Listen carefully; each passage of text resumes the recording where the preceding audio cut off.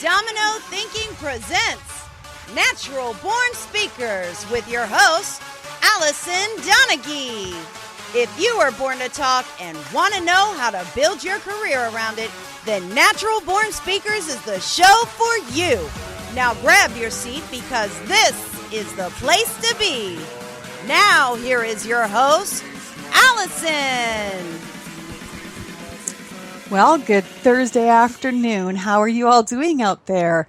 I am excited to be here for a few reasons. One, I have a great guest here today, Cresswell Walker, and we're going to call him Cress because that's less formal.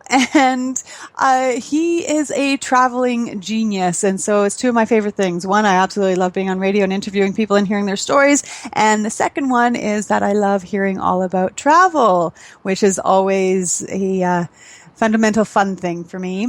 But before we get started, before I introduce him, today I keep bumping up against the American election and, you know, that big Trump and Clinton battle. And what I keep hearing over and over again, and I would love it if somebody could explain to me why people keep doing this, but I will say something that Trump said, and Trump supporters will then say, well, but you know what Hillary said or what Hillary did, as if that somehow excuses something that Trump did.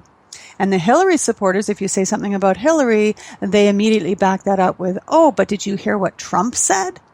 That never addresses the things that Hillary do. So why are we so opposed to actually addressing what our favorite politician is standing for? And we are more willing to deflect and point fingers at somebody else rather than take ownership of what it is that we believe of our favorite candidate. So if we're saying, yes, Trump is racist, don't respond with, but Hillary did this thing with the emails. Actually address Trump's racism. Wouldn't that be a novel thing to do? Wouldn't that just be like thinking opposite to the way that we normally think? I challenge all of you to try that and in other ways as well. So that's my challenge for you today. Now let's get on with some fun travel stuff. This is going to be great. So in May 2005, Cress set off from Vancouver to Australia in a 35-foot sailboat. Now this terrifies me, so I'm probably going to have heart palpitations throughout this entire conversation, but it's going to be worth it, so stay tuned. And 10 years later, he sailed back to Vancouver. He completed what he calls an accidental circumnavigation. I'm not quite sure how you can accidentally circumnavigate the entire world, but he's done that. And he's sailing over 50,000 miles, visiting 35 countries. He's worked in Singapore and China, Malaysia, Thailand, Indonesia, India, South Africa, and Turkey. And he's just returned with a book and some ideas about what it takes to engage our lives in the passionate expression of who we are. So welcome, Cresswell. Thanks, Allison. Glad to be here. Well, it's a pleasure to have you. I can't wait to hear all about your traveling and how that transferred into a book. And you do speaking on this, do you not? I do. Indeed. Yeah. And I always say to people, get rid of the self-help books and just go on a trip because you will learn so much more about who you are and what the world is like and how it operates when you spend time in it. It's so true. Yeah. Mm-hmm. And in a room full of people, things happen that you would never have happen in a book. Books are wonderful things. I love them. But there's nothing like getting a group of people together in a bigger conversation all at once. Yes. Well, because the book actually brings that focus to yourself and it creates kind of a bubble between you and your book, where I think the human experience and the travel experience includes all of those other components that a book just can't provide. Books are great. I love reading. Great for an imagination. Great for escaping. All of that stuff. I love it. And I do a lot of reading. But I think I learn more about me when I'm in a country where I don't speak the language and I don't know where my hotel is. Mm-hmm. So tell me, how did this start? Back in 2005, I don't imagine you in grade 5 said, hey, I'm going to sail around the world, although maybe you did. And how did you get from before wanting to sail around the world to actually starting that? Well, it sounds kind of corny, but When I was about 5 years old, my father, who was a high school geography teacher, brought home a map of the world. And he put it on the wall right beside my pillow. A great big map, must have been 5 feet by 6 feet. And I lay there in my bed night after night looking at this map of the world, and particularly Australia. Father came in one day with a globe, and he said, those people in Australia, they're actually upside down. And I looked at it, and I couldn't make any sense of it. And so I think that's when the seed was planted to actually sail to Australia, or at least get to Australia.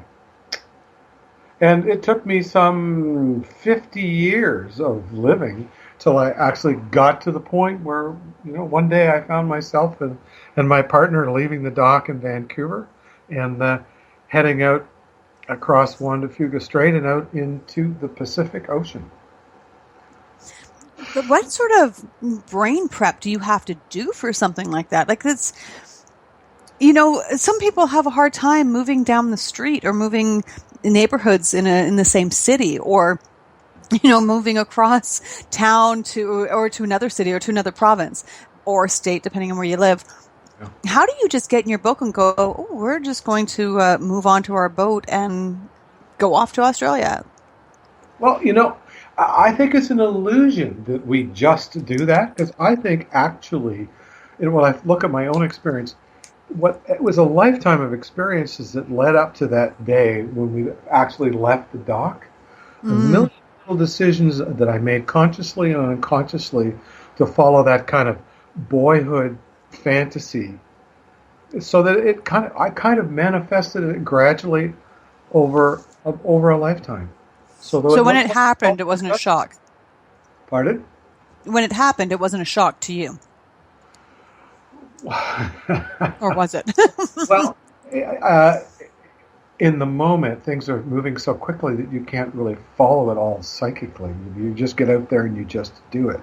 But and often, and this was my case, it was only in retrospect that I could see the trail all the way back to the 5-year-old boy as to how I actually got to Australia in the first place. Looking ahead, I could never have seen that. But looking back, I could see a very clear trail and a very clear progression. Now, because of that, how does that affect your relationship with like a 5-year plan? Well, now this is so much of the work I do in organizations now as an organizational effectiveness consultant, and I do the same thing in my own life, and I encourage everybody to do it in their lives, is hold a vision, hold something up for the future for which you dream and are excited, because it pulls you forward.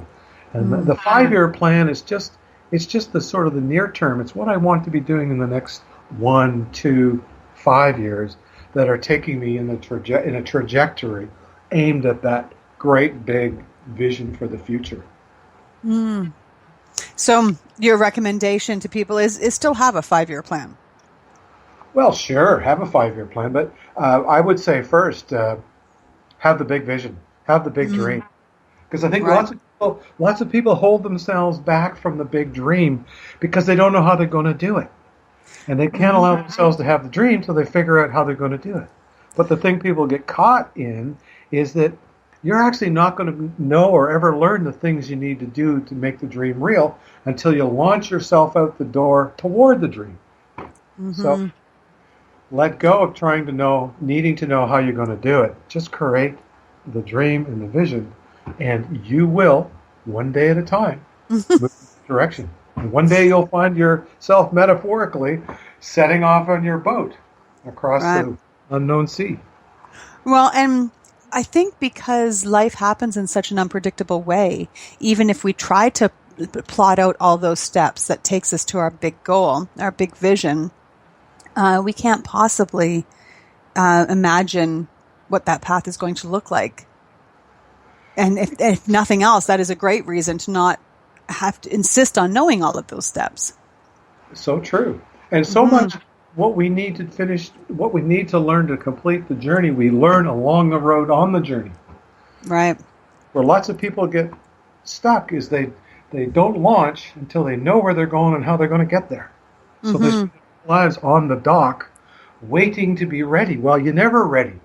And you're never ready to leave, right? You got to jump before you feel ready. Right. Yeah. Well, you know what I think is interesting is that with things like language, like if I wanted to learn French, I wouldn't expect to just automatically know how to speak French. I would know I would have to go to a class, I would have to trust there was a process, and I would have to learn it one word at a time. I wouldn't need to know all of the verbs or all of the sentence construction, all of the adjectives before I got started. I would just get started. Yet in our life, with our dreams, we don't treat it that way. No, and I would argue one of the reasons that kids come out of school, including myself, never learning to actually speak French, because what they needed to do is they needed to go to France. And drop I am with you on that. Canadian, in a Canadian French community or a Parisian French community, and just start learning. Immersed. Yeah. Yeah, and you don't need to know all the steps. You just have to take that leap, right? Like you did. Yeah. And it takes courage. It takes courage to make those kind of leaps. Mm-hmm. In our world, we don't prepare people. We don't give them permission to take risks. In fact, our world says don't take risks. Insure, hedge, protect. Got to be very careful. We listen to the news and read the newspapers, and they make us all afraid of the world, and we're all now timid. Right. And to exercise the courage the way we need to if we're going to create the kind of lives that we might otherwise aspire to create. Yeah, well, and we do in our language, be safe, take care. Yeah. Never do we go out like, hey, go rip it up and take it a chance. We don't tell each other that. No, you don't. Very good. I agree. Yeah. Do the opposite. I was just at the Archangel Summit in Toronto a couple weeks ago. Unbelievable speaker lineup there. It was so great. And this was a message that Gary Vee put across very clearly, in that his vision is to buy the jets, and everything he does just moves him towards that vision. He doesn't know how he's going to buy the jets, but that's what he's going to do. And that guides all of his choices, all of everything. So having that really big vision and not knowing how it's going to happen, it's a huge thing. Giovanni, when he created that event, the Archangel Summit, all of the proceeds were going to angel investors. And he didn't know how this was going to happen. He didn't know who was going to come together. And then Seth Godin steps up, and Robin Sharma, and all of these people came together and put on this incredible event. And he didn't know how it was going to happen. But if he hadn't taken that leap. Yeah. That's a great That's example. fascinating. Yeah. So how did this, so here you are, you're in your boat and you're sailing across the water to Australia. What's going through your head? Like, a few days out, when you're out in the water, what are you thinking? Because I would probably be like, I'm going to die. Yeah, I'm thinking, what am I doing here? Wow, this is really a lot bigger than I am. No idea how this is going to turn out. Oh, I feel so out of place out here. This is really awkward. I don't really know what I'm doing. How long had you been sailing before you took off? Oh, I've been a sailor since I was a kid. The sailing itself wasn't that unfamiliar, but what was unfamiliar is striking off across the deep blue ocean. I'd been sailing in lakes and bays and along the coast, but never before a captain of my own boat sailing out across 3,000 miles of open ocean. Our first leg went from California to just north of San Diego to the Marquesas, south of the equator, 3,000 miles. Took us a month to sail that far. Wow. So it's a great metaphor for life. When we set out on that journey, we have a destination in mind, but we can't see it. And when we get away from shore, only after the first day, we can't see where we came from, and we can't see where we're going, and it creates lots of fear and anxiety and confusion and uncertainty. But if we've got the vision and a pointer to take us in that direction, 30 days later, out of the horizon grows the beautiful Marquesan Islands. Wow. Did you know it was going to take 30 days?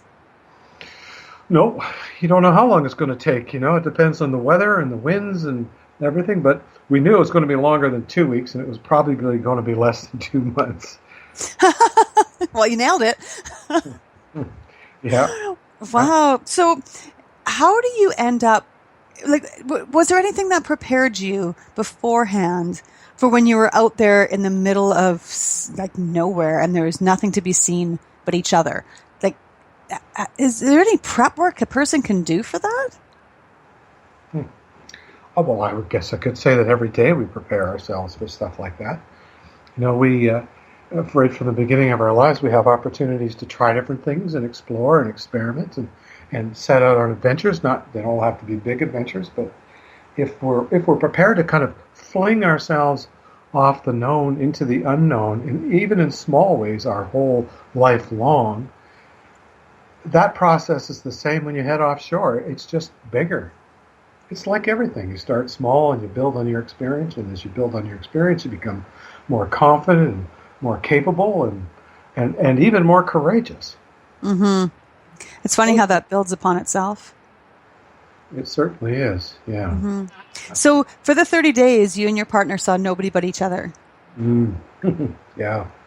Yeah, you think lots of people... That's like solitary confinement with another person. Well, here's the thing that surprised us and surprises a lot of people, but not when you think about it. When you're offshore like that, you're sailing 24 hours a day. You sail all day, you sail all night. It's a continual process. One of us is on watch all the time, and that means that we rely on one another very profoundly for one another's safety. So it's a partnership, running a boat together like that over those sorts of distances. You build a kind of a trust and commitment and caring for one another. It's quite compelling. And we're not distracted out there by all the minutiae that normally parades through our life. There aren't distractions. There's no phones ringing. The television's not going bonk bonk in the corner. It's just the two of you. So the ability to stay present is quite different. It's quite a different environment that way. So are you two still together? We are, yes. Wow, that's impressive. But when you phrase it like that, like from an outsider looking in, yeah, it's super impressive. But when you're in it and you're experiencing it and it's building on that relationship, I suppose it's not as surprising. Yeah, and we're probably never better in our relationship than when we're sailing together or doing some other things together as a partnership in a project kind of way. Right. And maybe that makes a lot of sense because while I'm not, I don't excel at relationships, that's putting it nicely, I would imagine, at least with my experiences and experiences of people that I know, so many of the problems come from external circumstances, like job stresses and child stresses and household stresses, that kind of thing. And when you're able to just be in the present with each other, then there's less external influence. Well, that's true, but I would also, it would be disingenuous if I didn't tell you how much work we did as a couple in learning how to function together. We did a lot of workshops and personal development and couples experiences to develop some really important core ways of knowing how to be with another person. So we had a lot of good training that's not a part of our cultural domain. You don't do this stuff in school. You don't get it just from bouncing around in life. You really have to go someplace, work with people who know how to make relationships work, learn from them, and then learn how to do it for yourself. Right. And that takes a commitment to your partner that extends beyond the white wedding dress. Yes, yeah. Well done. Maybe you could be teaching courses in that. Well, what's so interesting about this is that I think in our culture we believe that in our wedding vows in the early years we make a commitment for the rest of our lives. But actually, that's an illusion. because commitment can only happen in the moment. One day, then the next day, then the next day, and then the next day.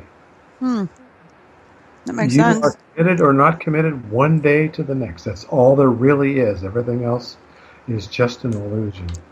And it's the same with intimacy. Intimacy is something you build one day to the next day to the next day, and every day is a whole new ball game.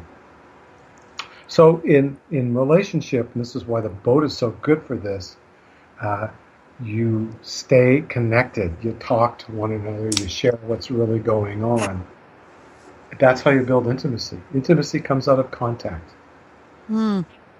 Deep, frequent, daily, perpetual contact. And of course, waves. It comes and goes. It's like the tide. Some days you're close. Some days you're not close. Some days you want to choke the living hell out of your partner, or vice versa. And other days you don't, you know? But it does break it down to its simplest part, though, doesn't it? It does, yeah. That it is really just about today. And here's another really surprising thing, too, about that, is that I think culturally and habitually, we are so busy trying to be who we've taught we should be. We're not very good at being who we really are, and we're even worse at sharing who we really are. When we learn how to share who we really are, that's what creates intimacy. You would think that when you share all your warts, the other person would pick up and run. Right. Actually, it has the opposite effect. If you could be who you really are in an authentic way, the good, bad, and the ugly, then there's a possibility for intimacy. Why do you think we've moved so far away from that, or knowing that, or have we ever even, if in fact we were there in the first place, why is it that we think that we have to give this artificiality or this concocted perspective of who we are in order to be accepted? Like, is that, where do you think that comes from? And do you think it was always that way? Well, I think it was always that way. I think that what's emerging in the 21st century is a new level of consciousness and capability in our social systems, but only in some parts of the world where we're able to step outside of what has always been a role-defined way of being together into a more authentic way of being together. When I look at my parents, God bless them, they grew up in very fully prescribed roles of what the man does and what the woman does, what the woman should be and what the man should be. And I watched them as a kid and young adult trying to bring those roles to reality. But they were impossible roles. And they didn't, in any case, as long as they stayed in those roles, really connect authentically often. As much as they loved one another and cared for one another, they didn't get the permission or the tools from their cultural programming the way we can do it today, what we enjoy today. So a short answer is, I think we've long been role-bound, and this ability to connect and be intimate is a whole new way of being that's emerging in our present world. Why do you think it's emerging? Well, one of the things that I think are contributing to it is one of the cultural misapprehensions is also that, we grow up and turn into young adults and job done, right? We're now going to be adults for the rest of our life. But we know, but don't often acknowledge, we've learned our whole lives long, and we mature, and we deepen, and we become more aware and more strong and able over a lifetime if we continue to grow. And because we're now living as adults twice as long as we were living even 150 years ago, adults have a chance to grow more, grow further, grow deeper, because they simply are alive longer. And not only that, particularly in the West, we have a chance in our Western societies to experience a breadth of lifetime events that were never available to the peasant who grew up and never got out of his village. So that breadth of experience is contributing to the degree to which we have opportunities to grow that we never had before, I don't think. Right. So do you think that the midlife crisis has actually been a contributing factor to us exploring more about what we mean to being who we are, like our relationship with ourselves?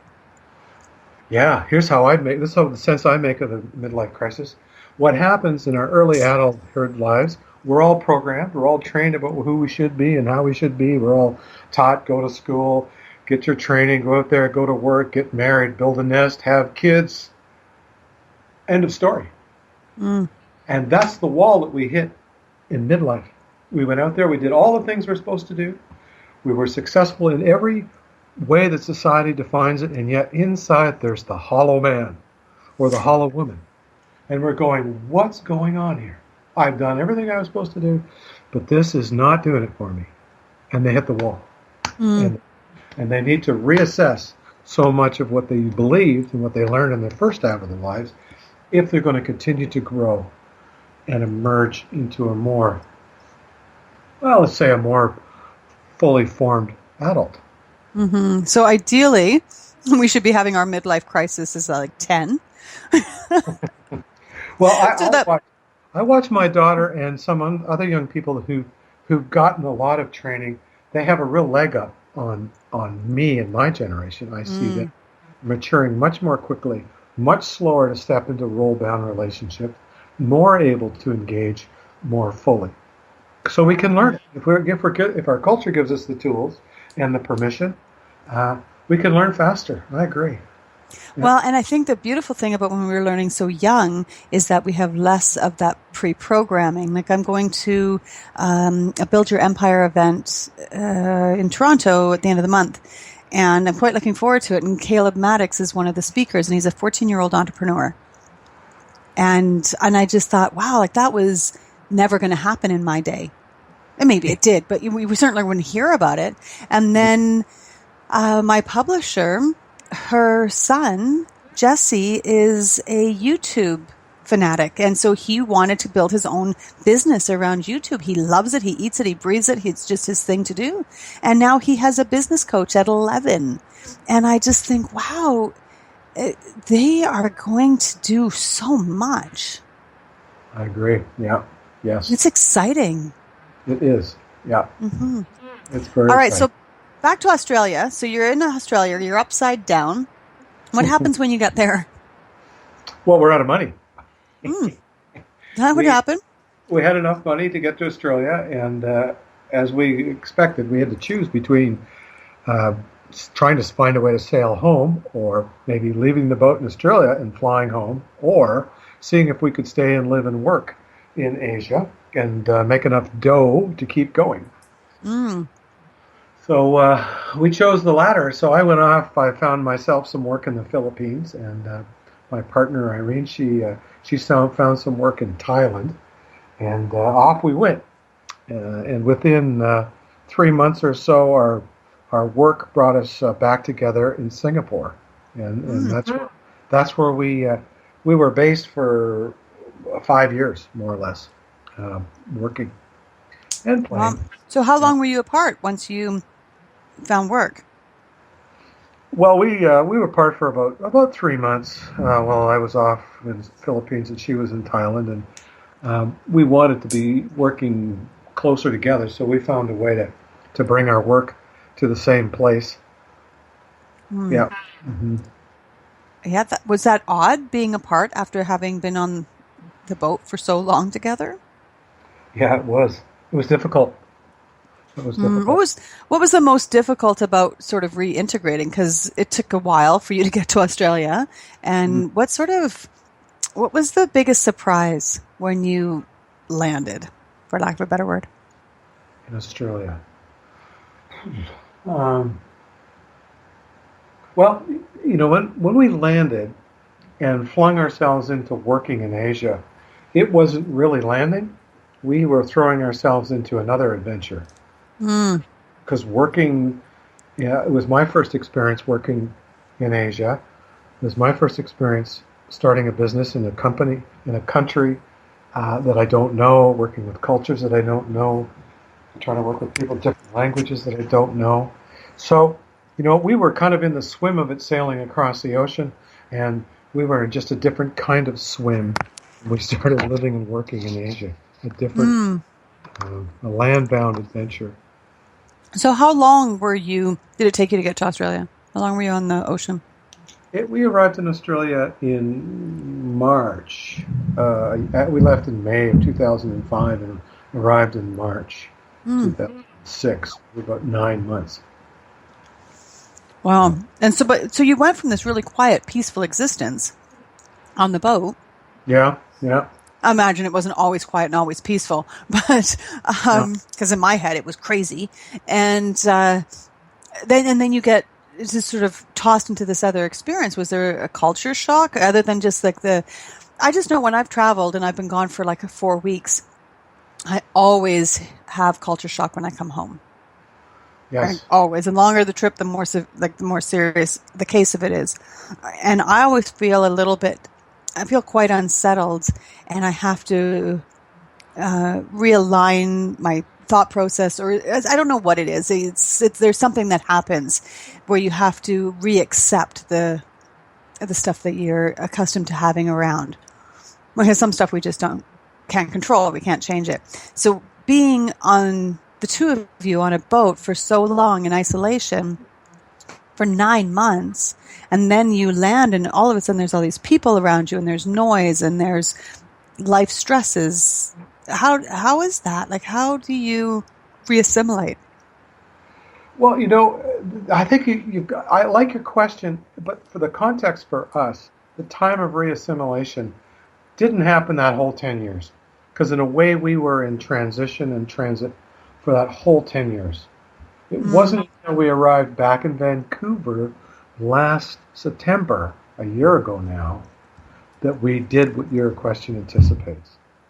And it's now 12 months later, and we are still navigating the transition of back into the life that we left behind. And I must say, Allison, it's not finished yet. I'm still learning what it is to make this transition. And I still don't know whether I ever will be able to return effectively to live and work and be in North America. I need to make North America something new rather than trying to recreate the old that I left. Because the old that I left doesn't exist anymore. And the old I that left doesn't exist anymore either. So my first learning on return was I've got lots of happy memories, but that's gone. I need to start afresh. I've got to make old Canada new. Right. Well, and that it is interesting because I've gone back to places that I used to live and I knew them so well. And then I arrive and it's like, I remember some of this, but I don't think that was there. And I thought those were way closer. And that house I grew up in, it was way bigger than it is now. And there is definitely that surrealness that comes from what our memory of a place is. Then you incorporate all those changes and then who we've become. So fascinating experience you must be having. Mm-hmm. Yeah. We deeply, and I think at some level long for our past, but when we actually get back there, we realize it's not there anymore. It doesn't exist. Wow. Yeah. And it must feel, and I'm guessing here, a bit like mourning a death of something. Were you expecting that? Sort of. I don't think I didn't think I was able to fully anticipate. It would take as long as it's taking to make the adjustment. Yeah. So what compelled you to come back? Well, number one, our parents are getting old, and we both wanted to be back on the continent so we can participate in their dying years. And that's really important to us both. I wanted to come back and live and work in North America because one of the things you notice working in different cultures is that it's a lot harder. The shorthand that we take for granted in our day-to-day lives when we're working and living in our home culture doesn't exist out there. So to come back and work here in many ways is fun and easy. Right. Yeah, I can totally understand that. It makes sense. So you are an organizational effectiveness consultant, correct? Yes, and an executive coach. Okay, so Is this what you were doing overseas, or have you taken that experience and created this business here? No, I was doing that before I left, and that's what I did for a livelihood in Singapore and South Africa and the other places I was living and working. So I'm bringing that home with me, and lots of offshore experience, which has been very valuable. Right. How do you see I'm assuming your approach to how you talk about effectiveness incorporates a lot of your experience traveling and bringing those things in. Do you feel that in North America we are open to how things are done in other cultures?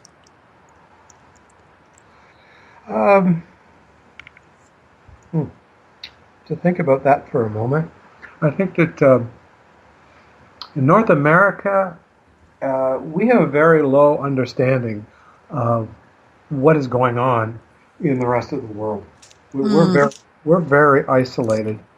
We get the news headlines, we get the CNN reports from here and there and everywhere, but that's a very thin view of the world, and frankly, in my experience, not a very accurate one. Mm-hmm. So we really don't know much about or think much about the global issues and challenges, and don't really understand the multiplicities of cultures and ways of making meaning in the world that actually exist on the planet. Mm-hmm. And I could level the same comments about just about every country that we went to. There tends to be a very local perspective. People don't think or know much about what's going on very far away from where they live. Now, there's some exceptions to that. Places like Singapore, for example, which is very much an international, multinational hub of commerce, bringing professionals from all over the world to work in the Asian context. There's more breadth of perspective there than perhaps anywhere in North America. I think Europe is much more multicultural and much more broadly aware, perhaps, London especially. So here in Vancouver on the west coast of Canada, we're pretty small town stuff, really. Yeah, the number of people that I've bumped into in Nanaimo on Vancouver Island here, where I live, and I'll be going on a trip or I've just gotten back from the trip, and people will say to me, "Why would you go anywhere? This is the best place on earth." And then I say to them, "Have you been anywhere else?" And they say, "No."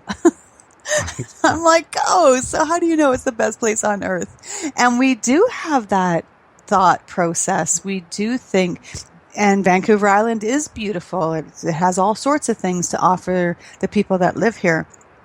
But it still is missing that perspective of the rest of the world and that education that you can't help but incorporate once you've spent time elsewhere.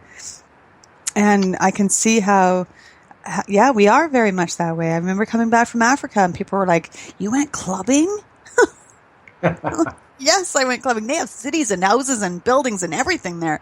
And I've had the most fascinating conversations with people about those things. What we found once we left Vancouver and set out across the ocean is that we fell into a community of sailors who were sailing around the world or cruising offshore, sailing from nation to nation. And there are thousands of them. And they're all living this exploratory lifestyle. Mm-hmm. And there's a community of people now working globally, the most highly educated and ambitious and capable people that are working away from their home country in the centers of commerce and growth around the planet, so that there is a whole layer of people living very global lives. But it's a small percentage of the overall population. Right. It would be a wild guess to say what it is. But it's a thin but very much alive layer. Yeah, I think that it does. I imagine it attracts a certain personality type. There is something inherently different about the person who is going to get in a seemingly small boat go across the ocean compared to somebody who is like, yeah, Nanaimo was the best place on earth and I haven't been anywhere else. Yeah. So let's turn our hands to trying to define what's the difference. Yeah, for sure. Mm-hmm. So how did the book come about?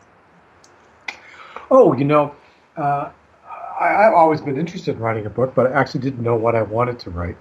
And before I left, I read a book called If You Want to Write, Write, written in 1935. And this author said basically, if you want to write, write. Don't worry about what you're writing about, where it's going, how it fits together. Just start writing.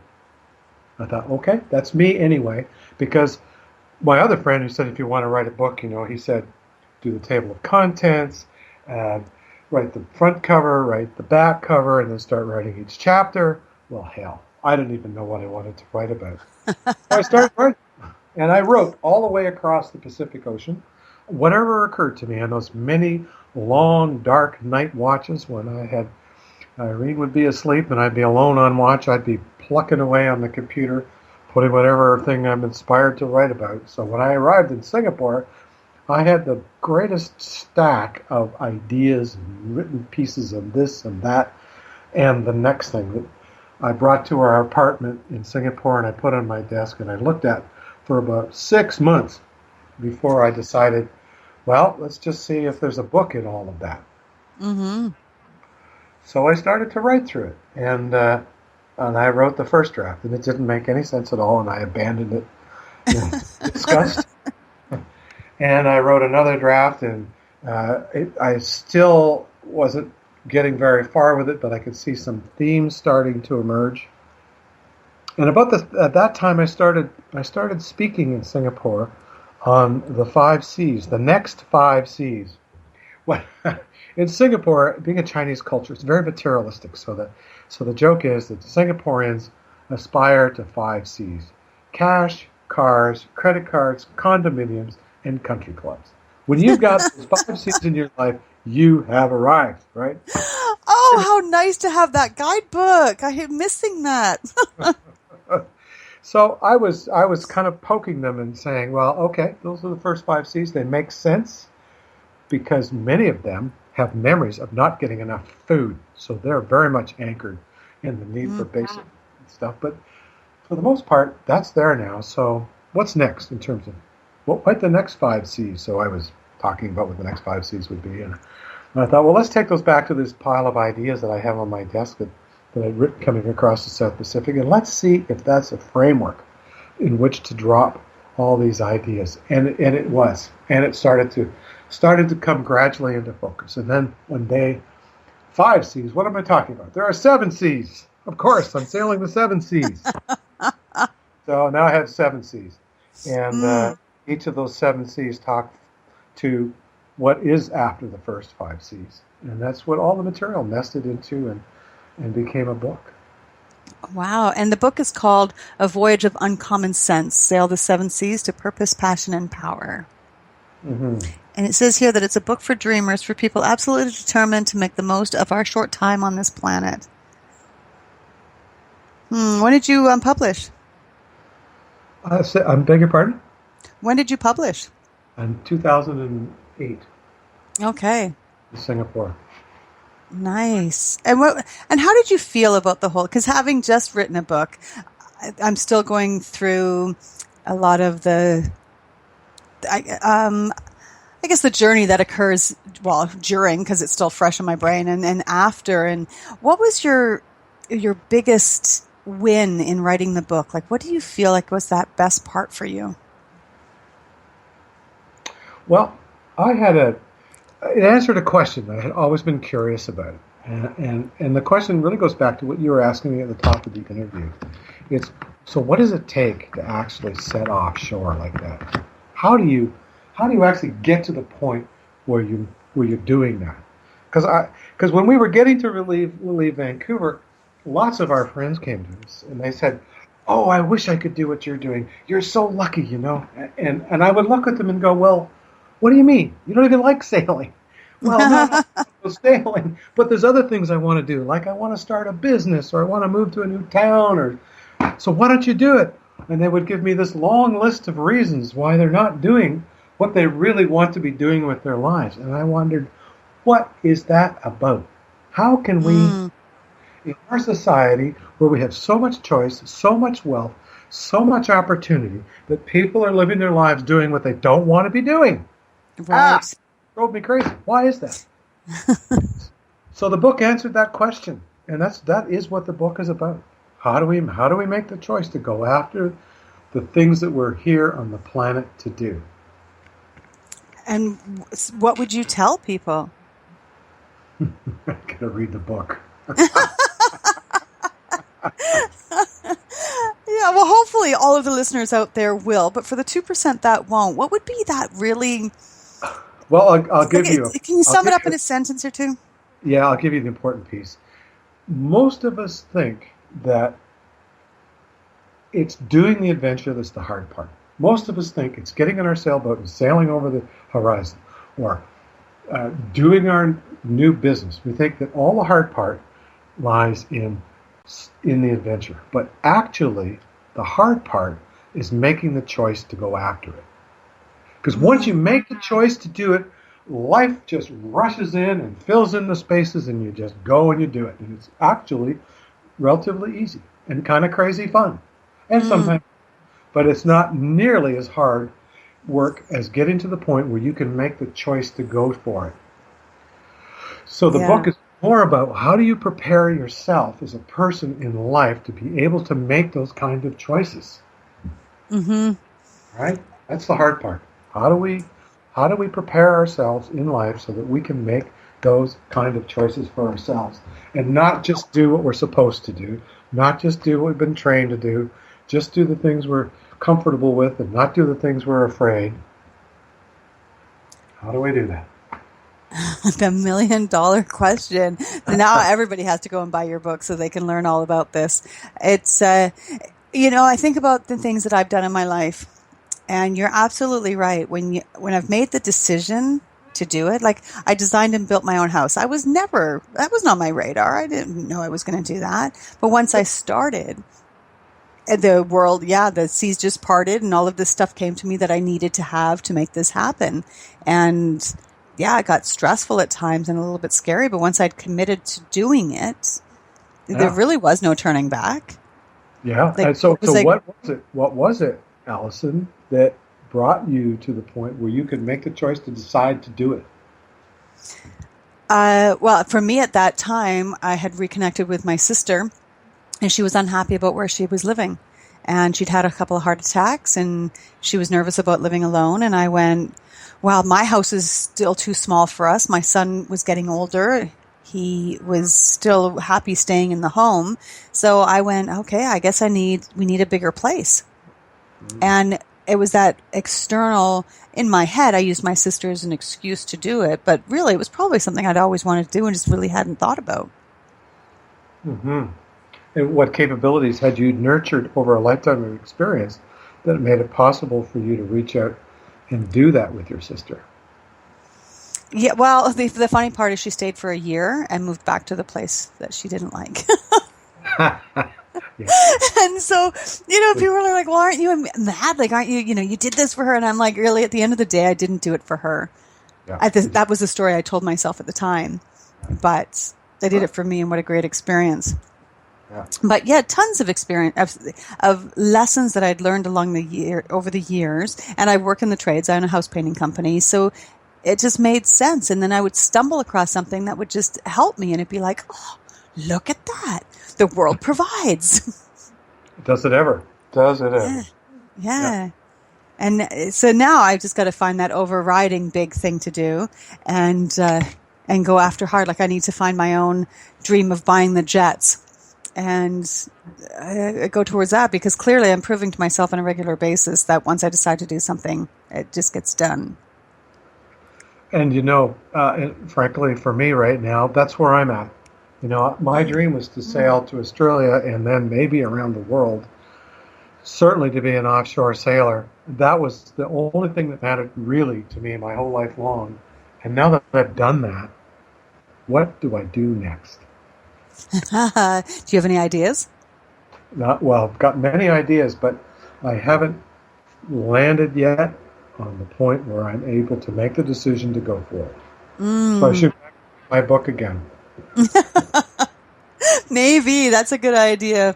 I hear you can find it on Amazon. You can. Yeah, excellent. It's so there's no point in asking you what's next because it's still a work in progress. Yeah, very much, yeah. Do you find that's unsettling? Yes, it is unsettling. Yeah, it's that uncertainty and the confusion that's a part of this time in the process, the catastrophizing that we can do about it, the fear that we can create around it. It's huge. Mm-hmm. And over our lifetimes, we develop some tools to weather that storm, to keep going, to keep thinking, to keep working it, to stay open, not to retreat into a cliche lifestyle or something that's less than, but to stay in the process until whatever it is we need to create emerges. It starts to emerge as a vision within us, and then we can make the choice to go for it. Mm. But it's a long, dark passage that is hard work. Mm-hmm. Yeah, it's holding that belief that it will show up, and it's a tough faith to hold. At least for me at times, I find it really struggling because I'm great at my projects. Like, oh yeah, let's build a house. Okay, well that took like a year, so now what? And getting in that, I don't want to say remorse or that space I found myself afterwards of, well, that's over. I felt the same way with the book. Writing the book was the easy part. Yeah. Then now what? That's the hard part for me. And I think too that if when we left Vancouver, people said to me, "Oh, you're going to sail around the world," I would have said, "No way. We're just going to Australia." Oh, just that. Yeah. Well, yeah.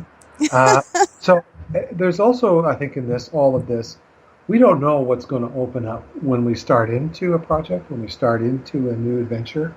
Mm-hmm. What's important is that we pick something, frankly, almost anything, and get out there and start doing it. Yes. Because once we're out there doing it, other things show up that need to show up. Mm-hmm. Start to appear for us. Yeah. Well, because your idea to go to Australia, just to Australia, was more than, it turned out to be so much more than that. And how would you have known it would have turned into a 10-year, or you would have been working in Singapore or South Africa or wherever it was that you ended up going? It's that, and that's the beautiful part of heading off in a direction. Life just gets bigger and bigger. Things, you open yourself up to all the things that can happen in the world. Many things, good things, show up. Mm-hmm. Happen. Life gets bigger. Yeah. The adventure grows. That's so cool. Mm-hmm. Pretty amazing. I love it. Yeah. Mm-hmm. And it's scary and exciting. And endless. Mm-hmm. Because I believe that our lives are recurrent cycles of this, going out into the world in a new adventure, going into the crisis of trying to solve the adventure, finding the resolution of the adventure, returning home at some level to a different place than we left, and then heading off on another adventure. And with each kind of turn of that wheel, we expand as people, we grow, and we become more of who we are meant to be. And ultimately, I think it's a spiritual journey of becoming. Right. A lifelong process. Very cool. And you quote Helen Keller, too, that life is a daring adventure or nothing. Yeah. I love that. And if we can embody that and really, and it comes back to that whole relationship thing, being in that moment, committing to just that day. And what can you do in your day right now that's a daring adventure? I just back from Poland. We did a family vacation there. My partner's mother decided that rather than hand over her savings to her 3 girls, she would take them all on a trip to Poland to visit. Lovely. But here's the thing that I discovered there, which was so exciting, was that buried in the Polish culture today and in the psyche of people in Poland today is all of the learning and awareness that grew out of the horror of the last century for Poland. What they went through between the First and the Second World War, in the Second World War, and so on. There's a level of maturity and understanding and depth of living and being that's been hard won out of that very difficult history. So in a way, they were all called to expand and grow as people by very difficult circumstances. Mm-hmm. They did. Today, here in North America, we're so comfortable, we're so coddled, we're so secure, we're so unchallenged, frankly, yes, that we don't grow much. And to throw ourselves off a cliff so we can do some learning, it's hard to do. Yeah. Hard. Well, yeah, it is. I was in Warsaw a few years back, and I remember seeing a postcard, and it was a photo of pre-war. Then it was after the blasts, and there was only a doorway standing. Mm-hmm. And then there was a present-day photo of the square where it was all built up again around this door. And so I went to the square where this door existed, and I sat there for a while thinking about, wow, like the stories that door has. And then to think that old Warsaw and new Warsaw was at that time like only 50 years apart. Like it was an incredible thing to just sit there and ponder. And I felt that there was an awful lot of that there where I went. You could see evidence of it. Yes, that was the palace door, bombed by the Nazis. I saw the same thing. And to see how Poland has so fully rebuilt itself. Mm-hmm. Soviet occupation of 40 years. Yeah. It's remarkable. What a testament to the depth of culture and tenacity of the Polish people. Yeah. Amazing. Yeah, our experiences certainly shape us and the people around us. Yeah, sure do.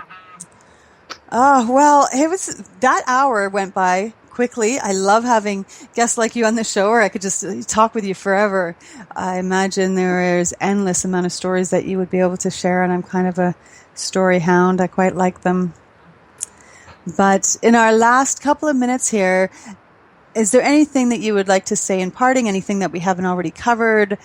Where do people find you? That sort of thing. Yeah, Go hard. What would I like to say? Well, I would like to say a word of appreciation for your programming and this kind of conversation, because this is the stuff of which we make real value in our lives. And people like you who invite conversations and dialogue and share this, it's a great gift that you give us all. So I really appreciate that. Oh, thank you so much. Yeah. I'm actually. Go ahead. Thanks for being so open to it. It's not everybody is, so I appreciate that. So I'm in the course of moving to Nanaimo. No way. I am. I've given up on Vancouver. It's not sustainable with housing prices, and that's crazy. Nanaimo is one of the most wonderful places on the planet. And I had to see a lot of it to believe that. Well, make sure you look me up when you're here and we'll get together. I will do that. Absolutely. I would love that. Yes. Yeah. And people can find you on your website at cresswellwalker.com, CRESSWELL, walker.com. And you have a few other websites here as well. Can everybody find you straight from that one, or should we mention the others? I think the other one I would encourage people to go to for a blog of ours, Round the World Adventure, is sail7seas.com. That's SAIL, number 7, and then the letter C, and the letter S.com. Love it. Love it. Well, and I totally look forward to meeting you when you're here. It's been a real treat, and we'll look you up soon and we'll have a cup of coffee. I would love that. Thank you so much. Thanks. Take care, Allison. You too. Take care. Bye. Until next Thursday, speak up because you have something to say and I want to hear it. Thanks for hanging out with Natural Born Speakers. But don't stop now. Contact Allison with questions to be a guest or hire her as a speaker. Go to dominothinking.com. See you same place and time next week.